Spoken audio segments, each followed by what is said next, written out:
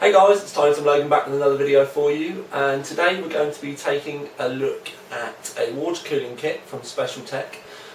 It's the Rasa 750 kit, and basically it's called the 750 because the pumps in it pump 750 litres an hour.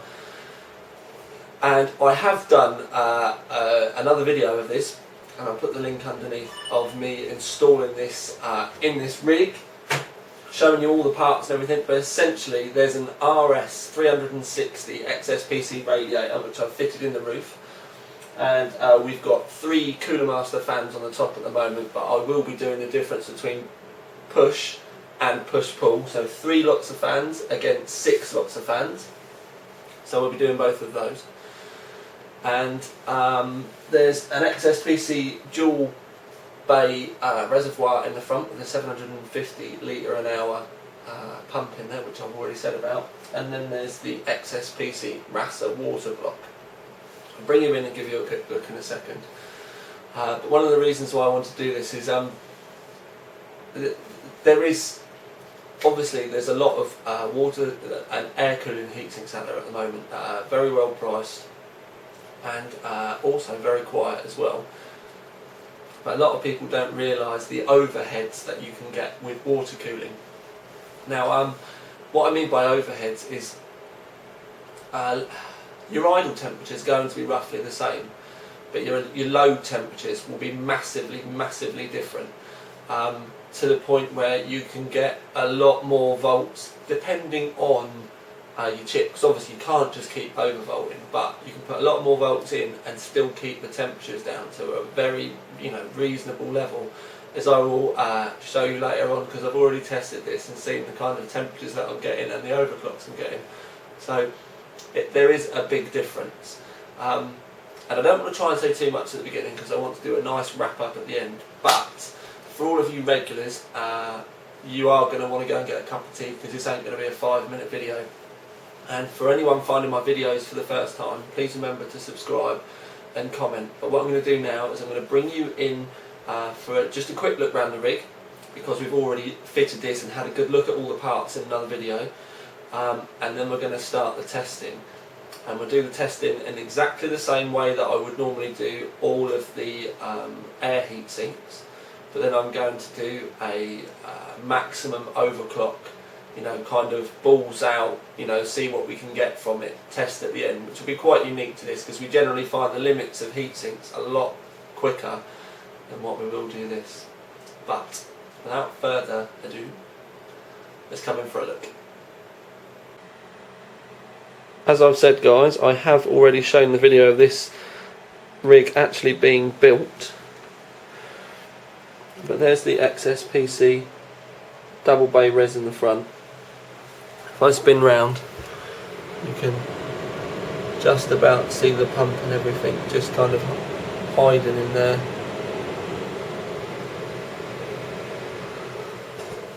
Pan out and we can see the Rasa CPU block, and then up in the roof you can just about see the green fans on the top at the moment. So we've got those just pulling air out for the minute, but in a test I will do in a little bit, we'll stick another row of fans on as well. But what we're going to do is, like I said, just do the normal CPU testing and see how we get on. But you've got to admit, it does look the dog's danglies all kind of looped up in there. But anyway, I'm not going to keep yabbering on. Let's get down to some testing.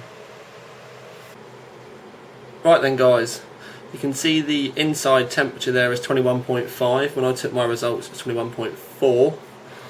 We move up, you can see that we're doing 4 gigahertz at 1.25 volts. It's 1.25 in BIOS. If we have a look there, you can see primes and running. It's been running for over 30 minutes now. And there's our temperatures. When I took my temperatures, I had 55, 53, 53, 52, which gave us a 53.25 degree average temperature. if you take off the delta temperature of 21. If you take off the ambient temperature of 21.4, that gave us a ridiculous 31.85 degree delta temperature. Now, what I'm going to do is whack this up to 4.2 as we always do with 1.35 volts and see how we get on with that. Right then guys, you can see the in temperature there. It's 22.4. When I took my results, it's 22.3. You can see that we're doing 1.35 volts, 4.2 gigahertz. That is 1.35 in BIOS, by the way, just a little bit of droop there. Prime has been running for over 30 minutes now.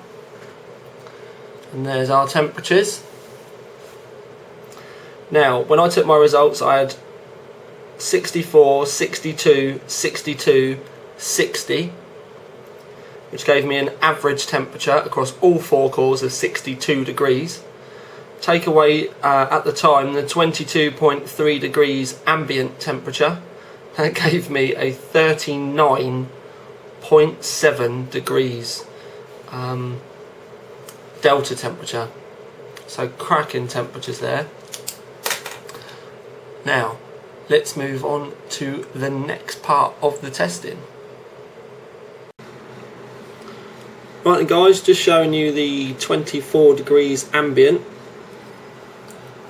And then we've got the 4.5 gigahertz, 1.4625 or whatever it is voltage, 1.4625 in BIOS. You can see Prime's been running there for ages. There are temperatures. When I took my results, I got 76, 73, 72, 70. That gave me a 72.75 average. Take away the ambient temperature, and that gave us a 48.75 delta temperature. That's, considering the volts that we're putting through, that 1.46. That's more than the I was putting 1.45 for 4.4 gigahertz for testing on the Noctuas and Silver Arrow. The Silver Arrow failed. The Noctua, the average was about 88 degrees. Obviously we've got a 72 average here, so when the clocks and the volts are really pushed, that really is when the water comes into its own. But as I said, there we go. But I need to also say that this is with the radiator now in push-pull.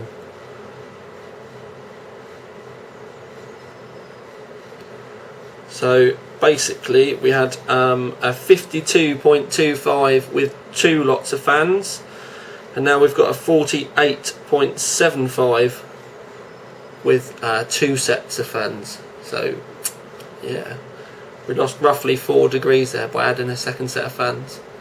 It does actually look quite a bit better in the rig with them all in there as well.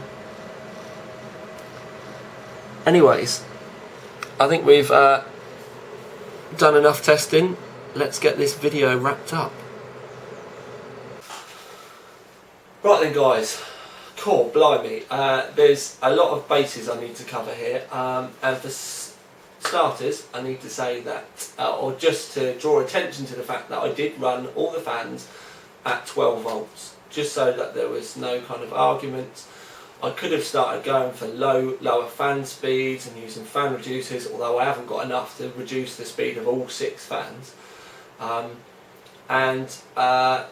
Kind of going down that road again, it would have made the video even longer, so we'll just do this as a best case scenario, because to be perfectly honest, I've got faith in you that you know that if that's the speed at 12 volts, turn the fans down a little bit, it's going to get a bit warmer. So we use this as a best case scenario, and then obviously, like I said, turn the fans down a little bit, it'll get quieter, temps will get a little bit warmer, just as they would with everything else. So, right, I tested this exactly the same way that I would do an air heatsink. The only obvious difference is I'm using the Gigabyte G1 Assassin and I'm using a half X rather than the other Gigabyte board and the 690 that I would have used, which is the static rig.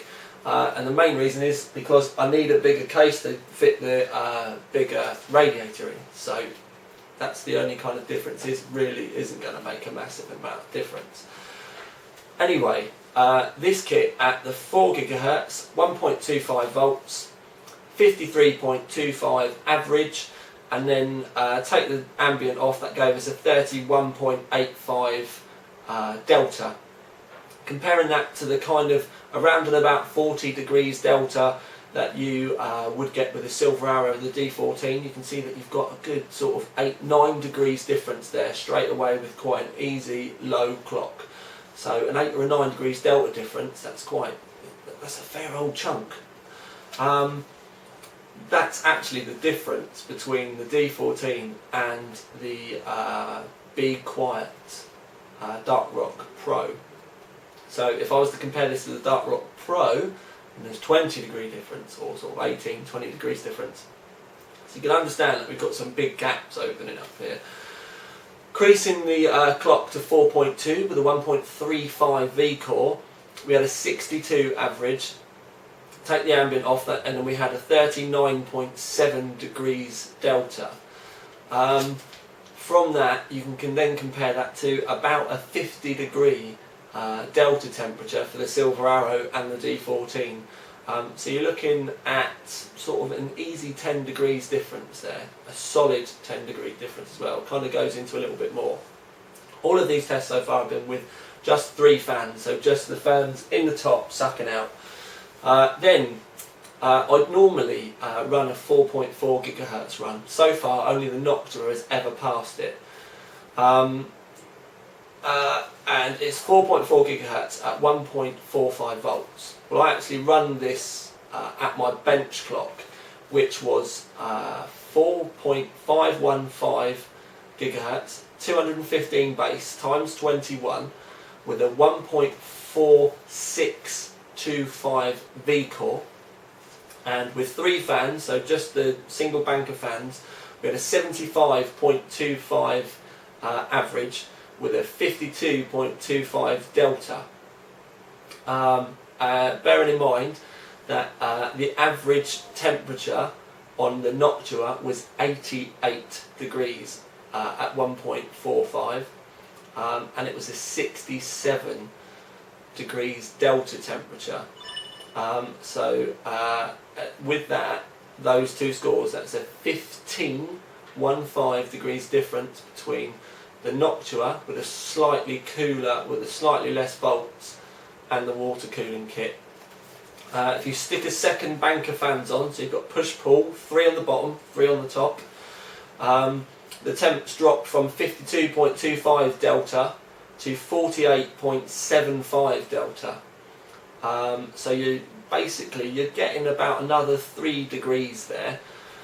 So obviously that's a bit more noise, but it's getting to the point where you're just helping push a bit more air through, and you are kind of getting to the limits of what the radiator is actually capable of passing. So yeah, a massive amount of data there that you kind of, if you want to go and have a look at the written review on Overclock 3D, all of the graphs are going to be there. It might be a little bit easier for you to kind of follow, but the 4 GHz, you're looking at a good solid 8 to 10 degrees difference. So it's a very, very capable kit, but the idle temperatures weren't really a lot different at all. Water cooling really is about kind of extra overheads. The fact that we got such lower temperatures at the extremes, literally this is about where is the maximum stable clock that I've managed to get out of the 950 and the Gigabyte, and it was just sat there with, with just 3 fans on. It was a 75.25 degrees average, and I know air heat sinks that can't cope with that at 4 GHz, and are probably louder as well.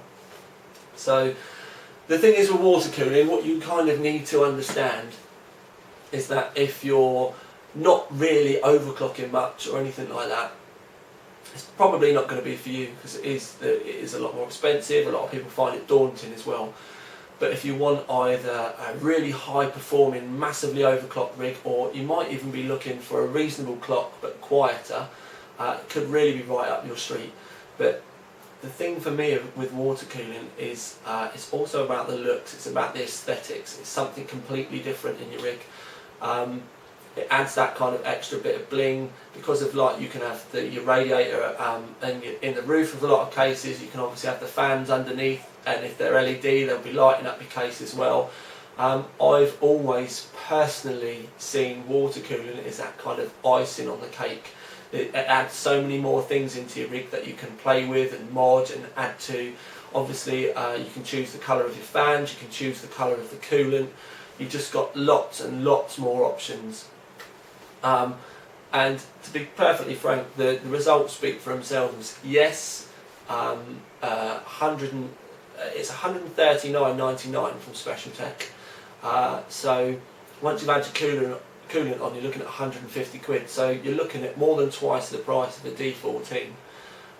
But you get a lot more performance. You get a lot more kind of customability, because, like I said again, you've got your all your kind of things that you can change and tweak. Different fans, different coolant. It really is. If you're worried about the price, then it's definitely not going to be for you, because water cooling you cannot scrimp and save on, because it won't get you anywhere. If you're on a budget, or you've not necessarily got a lot of money and you just want to spend about 60 or 70 quid, the Corsair H series really shouldn't even come into contention, because that's not even proper water cooling. They're terrible, they're loud, they're just not good. Stick to a D14 or a Silver Arrow or something like that. But if you've got a little bit more money, you want that kind of custom look to your rig, you just want to try water cooling, you want to be, thinking to yourself, I'm really going to be wanting to range my clocks later on. I'm not afraid of putting a bit of voltage through my rig. I want to have a good play. I know I want those overheads there. Then water cooling could really, really be way up your street. And the thing is from a personal point of view, I stopped using water cooling in my rig a long time ago, way before I moved to my new place. And I've just been using the Noctua because it was simple and it was easy. But building this rig has done exactly what I wanted it to do. It's given me the bug back, to the point now where it's literally, I need to get my derriere into gear and get my own personal big rig sorted out as quick as possible. I'm going to have to get back up the booth. It really has, it's brilliant. And the thing is when you can think about water cooling, a really, really good kind of like just CPU loop for 140 quid is brilliant. If you want to start thinking about adding graphics cards in and stuff like that, I would suggest a thicker radiator and maybe a different pump. This would do the job perfectly fine, but it's just again for those overheads. And just to let you know, I have got here already, it came at the same time as this kit, everything to do a complete custom loop with a 580, which I will be doing within the sort of like next 3 or 4 weeks. I just need to get the time to get this back out again, have a play with it all, get it all set up. But we will be doing a review on a complete water cooled rig versus an air rig. That's another reason. It's another reason why these graphics cards are on air, is I need something to be able to compare to. So there is lots of stuff coming up. So yeah, big thanks to the guys at Special Tech for sending this in for review. I've really, really enjoyed this actually. Yeah, it's a bit, like I said, it's given me the bug back again. I really want to start playing this stuff all over again. And I think this 360 kit is probably going to end up becoming a static part of my bench rig, so that when I do crazy overclock sessions I can just literally pull it out and go bosh. But yeah, big thumbs up to Special Tech. For 140 quid with the performance, if we're looking at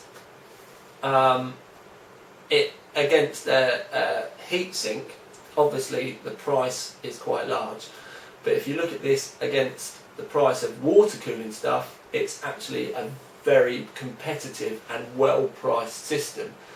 So it's kind of difficult, it's a bit of a yin and yang thing. But as far as a good kind of beginner's 360mm radiator kit and everything that goes with it is concerned, really, you can't fault it, to be perfectly frank. Like I said, yeah, it is expensive, but you're not going to be looking at this if you want to do something cheaply. So as far as water cooling kits are concerned, I would probably, I don't know whether I'm going to give this a silver or a gold. Compared to the kit that we had previous, obviously it's much better. It's only £40 more expensive than the kit that we did previously. Actually, I just talked myself into it. £40 more expensive than the 120 kit that we did before. You get a double bay reservoir, you get a stronger pump, you get a 360mm rad, you get all the fans that you want. I've got to give it a gold award as far as water cooling kits are concerned. So before you all start going on about air heat sinks, I'm comparing this to other water kits. So gold award as far as other kits are concerned. If I was going to score this against an air heat sink, which is generally not what this review is about, I would have given it silver. But as far as water cooling stuff is concerned, a solid gold, and probably a 9 out of 10. The only real kind of downside to having these fans on 12 volts all the time is they are loud, and that is a point where I would have scored it down, but to be perfectly honest, I would have just turned the fans down at a slightly lower clock if I was using this 24/7. But again, gives you lots of options. Monster end to the video. I've just looked and seen how long I've been yabbering onto you for. 12 minutes? Dear Lord! Right, so I really should be quiet. I apologise for yabbering on this long. Hopefully I've covered all your questions. Don't forget to subscribe and comment. Keep a look on the channel. Really do keep coming back to check the channel, because there's going to be so much stuff going up this, soon. It's going to be mental. So, with a monstrous review, didn't really realise it was going to end up this long.